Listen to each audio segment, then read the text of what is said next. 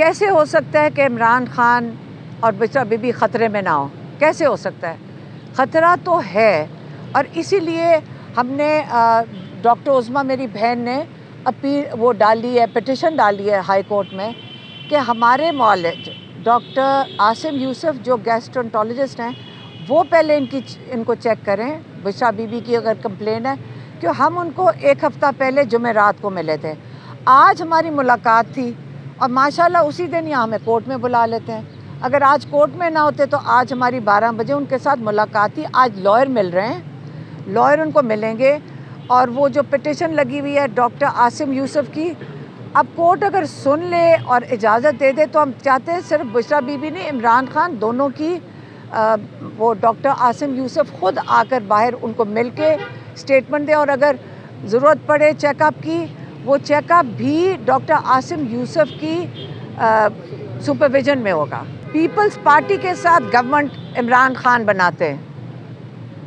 आप सोच सकते हैं कि आप इमरान खान छोड़ें जो पाकिस्तान की अवाम है, जिनसे छुटकारा हासिल करना चाह रही है। बात सारी ये है कि जब उन्होंने कहा कि आप मुलाकात करें, पीपल्स पार्टी ने ऑफ़र की, हमने कहा पहले जो चोरी की हुई सीटें वो वापस कर दें। हमने तो कहा है, हमने इमरान खान ने हमें नहीं, हमने इमरान खान को कहा है।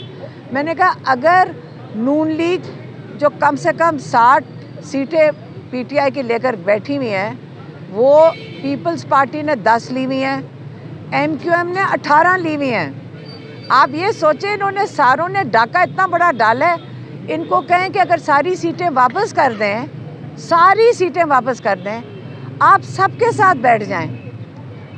यही है एक तरीका बैठने का। मरियम नवाज़ अपना शौक़ पूरा कर लें, उनका यही ज़िंदगी का ख्वाब था। बात यह है कि लोगों की सीटें चोरी करके जब बैठेंगे, अपनी भी सीट नहीं वो जीती हुई। आप हमें यहाँ पूछ लें, हमारा ज़मान पाक का हल्का है वो, जो मरियम नवाज़ जहाँ से खड़ी हुई हैं, आप ज़रा वहाँ जाके लोगों से पूछें। मैं अगर मरियम नवाज़ के जाऊँ तो शर्म से मैं अपना शक्ल ना किसी को दिखा सकूं कि डाका डाल के लोगों का वोट चोरी करके मैं यहाँ बैठूंगी। इतना शौक़ और जुनून है कि शर्मिंदगी भी इनकी ख़त्म हो गई है। मैंने तो कोई अनाकी नहीं देखी। मैंने तो यहाँ पे जहाँ हम गए ना, हमने यहाँ पे ऐसे लग रहा है कि जैसे कोई जश्न मनाया जा रहा है। मैंने कहीं देखा ही नहीं है, ना अफरा तफरी देखी है, ना मायूसी देखी है। लोगों को ये समझ आ गई है कि हम जीत गए हैं। इस बारी पहली 8 फरवरी को लोग जीते हैं। अब आप उनसे चोरी करो, डाके डालो, उनको तो लोगों को पता ही। हमें किसी ने कहा, हम यहाँ कहीं खड़े थे, उन्होंने कहा जी इन्होंने पहले कौन सा हमारे पैसे नहीं चोरी किए, तो ये हमारा वोट चोरी करने की कोशिश करें, कोई फ़र्क नहीं पड़ता, हम सबको पता हम जीत गए। एक मैं आपसे बात करूं, ताकतवर हल्का वो है जिसने वोट डाला है। ताकतवर हल्का, आप सारे बात करते हैं ताकतवर, पहले अपना सोच को बदलें। ताकत लोगों के पास जा चुकी है। ताकत 8 फरवरी को लोगों को समझ आ गई, ताकत लोगों की है। डेमोक्रेसी का मतलब है ताकत लोगों की है, और जो इमरान खान सुनेंगे वो अपने लोगों की आवाज़ को सुनेंगे, क्योंकि वो ताकतवर हल्का है। अगर डाका डाला हुआ, अगर आप चोरी करो, पहले आप पैसे चोरी करो, फिर आप लोगों का वोट चोरी कर लो, फिर डरना तो उनको चाहिए। देखें, याद रखें, आपको पता है ये दहशत कौन करता है? जो खौफज़दा होता है। दहशत खौफज़दा इंसान करता है, दहशत वो नहीं करता जो जीता हुआ होता है। आज तक इमरान खान ने कभी एक दफ़ा किसी पे बदला उतारा हो, वो इस चीज़ में मानते ही नहीं है। लेकिन मरियम नवाज़ बीबी को मुझे समझ नहीं आती, क्योंकि जो असली सीटों का ज़राए है, जो एजेंसी उन्हें दिया है, ऊपर जो उन्होंने लिस्ट भेजी है, ये आपको पता होना चाहिए कि 16 सीटें नून लीग की हैं और 1 सीट एमक्यूएम की है। मुझे समझ नहीं आ रही कि वो बेचारे ज़बरदस्ती बिठाए जा रहे हैं, मतलब 16 सीटों के साथ आप मुल्क की हुकूमत करने निकले हैं। जब इमरान खान ने कहा था कि जब आपके पास मॉरल मैंडेट नहीं होगा, मॉरल अथॉरिटी नहीं होगी, तो जब इखलाकी जवाज़ ही नहीं बनता, तो ये करेंगे क्या? जब आप बैठेंगे कि क्या करेंगे? आपका ख्याल है कि जब ये हुकूमत में बैठेंगे लोग इनको सीरियसली नहीं लेंगे? उनको पता है कि 16 सीटों की जमात है। अब तो मेरे ख्याल में या तो ये निज़ाम को ردی کی ٹوکری میں پھینک دینا چاہیے کہ پچھلے 8 مہینے سے یہاں پہ کئی 100 لوگوں کا وقت بھی ضائع ہوتا ہے. انہوں نے اب 2 علیحدہ کر دیے FIRوں کے مطابق، 2 کورٹس میں چلی گئی ہیں. اور اب انہوں نے فیصلہ کیا تنگ کرنے کا ایک اور طریقہ ڈھونڈ لیا ہے. پہلے جج صاحب بیٹھتے نہیں ہیں، پھر وہ اندر ایک سیف الملوک صاحب اندر بیٹھے ہوئے ہیں اپنے گارڈز، اور پتہ نہیں اندر جج کے ساتھ بھی ان کو گارڈز کی ضرورت ہے.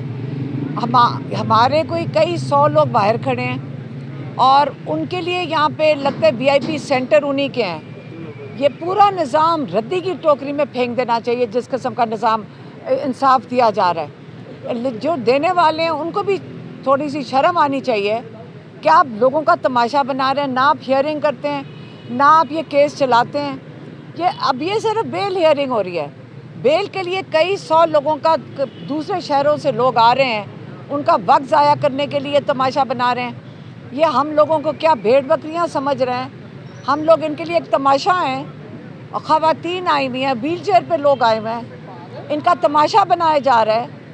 یہ کب تک ہم یہ سسٹم کو ہم برداشت کریں گے؟ میں کہ ہمیں سارا نظام جو ہے نا، اس کو اپنے آپ کے اوپر شرمندگی ہونی چاہیے، ان کو اپنے آپ کو اصلاح کی طرف لے کے جانا چاہیے. اور اب خواتین اور مردوں کی الگ الگ ڈیٹس دے دی ہیں انہوں نے، تاکہ کئی یہاں پہ میاں بیوی بھی آ رہے ہیں تاکہ وہ اچھی طرح سارا دن ان کی خدمت میں حاضر ہوں اور بیل کنفرم نہیں ہوئے گی. 2 گھنٹے کی تحقیقات ہوئی ہیں. میں خود حیران تھی کہ کس لیے بلایا گیا ہے. انہوں نے جو سوال پوچھے پہلی ہیئرنگ میں، انہوں نے کہا جی آپ یہ بتائیں کہ آپ نے فنڈ ریزنگ کی ہے اسٹیٹ کے خلاف. میں نے کہا ایبسلیوٹلی ناٹ. پھر انہوں نے کہا کہ آپ نے کوئی ہیومن رائٹس اپیل ڈال رہی ہیں ملک کے باہر اسٹیٹ کے خلاف. میں نے کہا ایبسلیوٹلی ناٹ.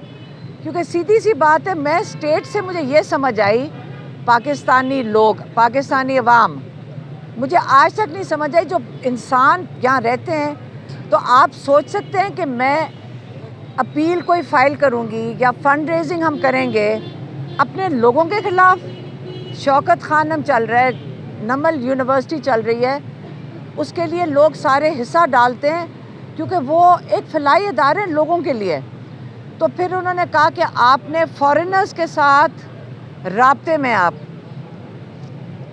وہ جو فارنرز ہیں ان کا میرے خیال میں مطلب تھا ہمارے پاکستانی جو اوورسیز ہیں. دیکھیں میں آج کل وہ نئے پاکستان کے دہشت گرد ہیں. تو میں نے کہا اور ان کے ساتھ مل کر آپ یہ پلیز ذرا غور سے سن لیں، فارنرز کے ساتھ مل کر آپ پاکستانی اسٹیٹ کے خلاف کام کر رہی ہیں فارنرز کے ساتھ. اس کے اوپر میں نے کہا ایبسلیوٹلی ناٹ. اور میں کیا کہتی؟ اب آپ مجھے بتائیں یہ کس قسم کے سوال ہیں کہ ہم غدار ہیں؟ وہ جو باہر سے جن کی جو پاکستان کا پیسہ پہلے لوٹ کے لے کے جاتے ہیں، پھر اب انہوں نے ووٹ بھی آپ کا لوٹ لیا ہے. اور ہمیں شرم بھی نہیں آ رہی، کسی کو، ان کو بھی نہیں شرم آ رہی کہ اوپر اس بھیڑ بکریوں کے اوپر ان کا خیال ہے مسلط کر دیا. اب نہیں چلے گا. ہماری بہن جاتی ہیں ہر جمعرات کو، تو آج ان کی میٹنگ ہوئے گی ان کے ساتھ، اور وہ یہ بتا رہی تھی کہ وہاں پہ جو لوگ ہیں ان کو کہا جا رہا ہے کہ سائن کر دو کہ تمہیں ملٹری کورٹ میں ٹرائل منظور ہے. تو کہتی وہاں پہ اتنے اکنامکلی اتنے اچھے حالات والے بچے نہیں ہوئے، لیکن وہ بھی سائن نہیں کر رہے کہ ہم ملٹری کورٹ نہیں ایکسیپٹ کریں گے. تو یہ انہوں نے بتایا.